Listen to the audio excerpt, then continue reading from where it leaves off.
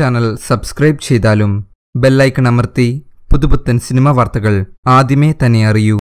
പഴയതുപോലെ തിരിച്ചു വരുമെന്ന് നടൻ ദിലീപ് തൃശ്ശൂരിലെ ടെന്നീസ് അക്കാദമിയിൽ തെളിവെടുപ്പിന് എത്തിച്ചപ്പോഴാണ് സുഹൃത്തും നിർമ്മാതാവുമായ അജിത്തിനോട് ദിലീപ് ഇക്കാര്യം പറഞ്ഞത്.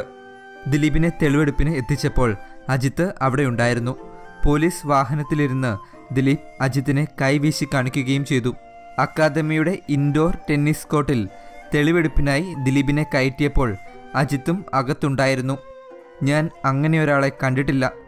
ജീവിതത്തിൽ ഇതേവരെ കാണാത്ത ഒരാളെക്കുറിച്ചാണ്. പൾസർ സുനിയുടെ പേര് പറയാതെയാണ് ദിലീപ് ഇത് പറഞ്ഞത്.